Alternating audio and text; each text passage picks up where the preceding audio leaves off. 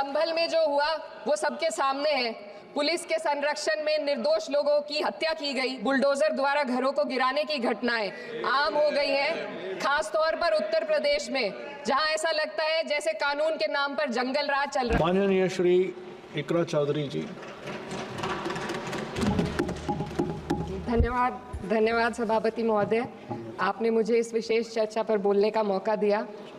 Doctor B.R. Ambedkar के कथन से अपनी बात रखना चाहती हूँ। उन्होंने कहा था, मुझे अपने भारतवर्ष पर फक्र है कि जिसके पास ऐसा संविधान है जो लोकतंत्र, समाजवाद और सेक्युलरिज्म को संजोता है। लेकिन आज ऐसा लगता है जैसे संविधान की किताब तो है, पर इसे चलाने वालों का ईमान गुम हो गया है। के संविधान के 75वें वर्ष की चर्चा के मौके पर मैं सबसे पहले संविधान बनाने वालों की दूरदृष्टि को सलाम करती हूँ।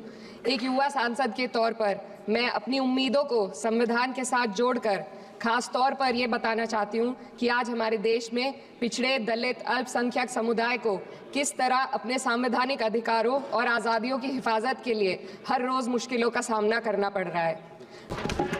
आज हिंदुस्तान में हर वर्ग को किसी न किसी चुनौती का सामना करना पड़ रहा है, मगर अल्पसंख्यक खास तौर पर मुसलमानों पर जो कहर टूटा है वो किसी से छुपा नहीं है। ये लोग सिर्फ अपने मजहबी पहचान की वजह से निशाने पर हैं। संविधान का अनुच्छेद 15 कहता है कि किसी भी नागरिक के साथ धर्म, जाति या किसी और वजह से भेदभाव नहीं होना चाहिए, लेकिन हकीकत इसके उलट है। हालात इस कदर बिगड़ चुके हैं कि hate speech, mob lynching, bulldozer द्वारा घरों को गिराने की घटनाएं आम हो गई हैं, खास तौर पर उत्तर प्रदेश में, जहां ऐसा लगता है जैसे कानून के नाम पर जंगल राज चल रहा हो। संविधान के अनुच्छेद 29 और 30 ने अल्पसंख्यकों को उनके मजहबी और सांस्कृतिक हक दिए हैं ताकि वो अपनी पहचान को बचा सके और अपने संस्थान चला सके, लेकिन आज उन्हीं हकों पर हर तरफ से चोट की जा रही है। वक्फ जैसे बिल लाकर उनके धार्मिक अधिकारों को छीनने की कोशिश की जा रही है। आज अल्पसंख्यक समुदाय को संविधान द्वारा दिए गए अपने बुनियादी अधिकार पाने के लिए लंबी लड़ाई लड़नी पड़ रही है।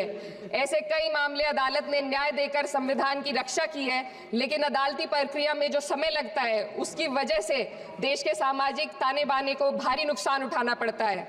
मिसाल के तौर पर इलाहाबाद हाई कोर्ट ने 2004 के मदरसा एक्ट को रद्द कर दिया था, जिससे मदरसों के संचालन पर सवाल उठे।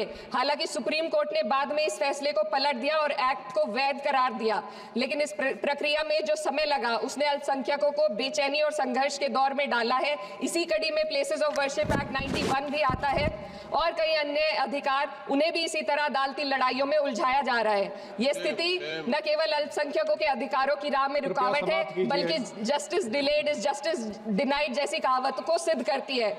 मैं इस सदन से दुनिया भर के अल्पसंख्यकों की आवाज उठाना चाहती हूँ, खास तौर पर हमारे पड़ोसी देश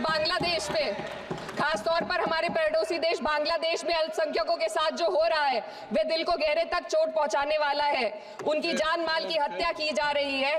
बांग्लादेश हो या हिंदुस्तान हो या कोई और देश, अल्पसंख्यकों की सुरक्षा, इज्जत और अधिकारों की हिफाजत हर सरकार की सबसे पहली जिम्मेदारी होनी चाहिए। मैं इस सदन से अपने देश के अल्पसंख्यकों के साथ बांग्लादेश के पीड़ित अल्पसंख्यकों की आवाज को एक साथ उठाना चाहती हूँ। ये वक्त की पुकार है कि हम सब मिलकर ये सुनिश्चित करें कि किसी भी इंसान को उसकी पहचान या मजहब के कारण डर कर जीने पर मजबूर ना होना पड़े। जहाँ हक छीने जाते हैं वहाँ अमन खो जाता है। ये बात हर सरकार को समझनी चाहिए। अगर हम सच में अपने संविधान का सम्मान करना चाहते हैं तो हमें नफरत और भेदभाव को खत्म करना होगा। हमें ये दिखाना होगा कि ये मुल्क हर वर्ग, हर जाति, हर धर्म और हर समुदाय का है, और जब तक ऐसा नहीं होगा तब तक संविधान की आत्मा सिसकती रहेगी। संभल में जो हुआ वो सबके सामने है। पुलिस के संरक्षण में निर्दोष लोगों की हत्या की गई और सरकार ने चुप्पी साध ली। अल्पसंख्यकों पर हिंसा बढ़ती जा रही है, मगर सत्ता में बैठे लोग या तो आंखें मूंदे हुए हैं या फिर इन घटनाओं को बढ़ावा दे रहे हैं। हद तो तब हो जाती है जब न्यायपालिका की बात भी अनसुनी कर दी जाती है। सुप्रीम कोर्ट ने मॉब लिंचिंग पर 11 सूत्रीय निर्देश जारी किए थे। इसमें साफ कहा गया था कि राज्य सरकारें और पुलिस इस तरह की घटनाओं को रोकने और दोषियों पर सख्त कार्रवाई करने के लिए जिम्मेदार हैं, लेकिन आज भी इन निर्देशों पर अमल नहीं हो रहा है। हाल ये है कि मॉब लिंचिंग को रोकने की बजाय सत्ता में बैठे लोग आग में घी डालने का काम कर रहे हैं। उनकी जुबान से ऐसी बातें निकलती हैं जो नफरत को और बढ़ावा देती है। ये अशांति अब इतनी गहराई तक फैल चुकी है कि हमारे समाज के धर्मनिरपेक्ष चरित्र पर गंभीर सवाल उठ रहे हैं। साल की शुरुआत में ही कई राज्यों में दुकानदारों को अपने नाम बोर्ड पर लगाने के लिए मजबूर किया गया। इसे सेहत और सुरक्षा के कानूनों का हिस्सा बताया गया, मगर असल मंशा कुछ और थी। ये कदम खास तौर पर मुसलमान दुकानदारों को निशाना बनाकर उठाया गया ताकि उनकी रोजी रोटी पर चोट की जाए। पिछले हफ्ते मुरादाबाद में एक मुस्लिम डॉक्टर को हिंदू बहुल्य मोहल्ले में घर खरीदने पर विरोध झेलना पड़ा। वजह बताई गई कि इससे मोहल्ले की सामाजिक शांति बिगड़ जाएगी। अब आप ही बताइए, क्या ये वजह सही है, जायज है? असल में ये छोटी बड़ी घटना इस बात का सबूत है कि सांप्रदायिकता को बढ़ावा देने वाले बयान और नीतियां हमारे समाज को अंदर से खोखला कर रही है।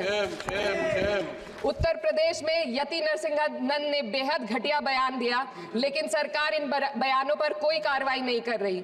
हेट स्पीच न केवल जनमानस के विचारों को प्रदूषित करती है, बल्कि इससे अब संवैधानिक पदों पर बैठे लोगों को भी प्रभावित कर दिया है। अभी हाल ही में माननीय उच्च न्यायालय इलाहाबाद के माननीय न्यायाधीश ने ऐसे बयान दिए जिसका संज्ञान खुद सुप्रीम कोर्ट को लेना पड़ा। बात को खत्म करते हुए मैं एक शेर अर्ज करना चाहती हूँ। ये दाग दाग उजाला, ये शब गजीदा शहर, वो इंतजार था जिसका ये वो शहर तो नहीं। लेकिन अगर इस सदन में बैठे हम सभी सदस्य ये ठान ले कि हमें संविधान के मूल्यों को लागू करना है और उसे लागू करने का प्रयास करें, तो वह सुबह जरूर आएगी जिसके लिए लाखों भारतवासियों ने अपने जानों की कुर्बानी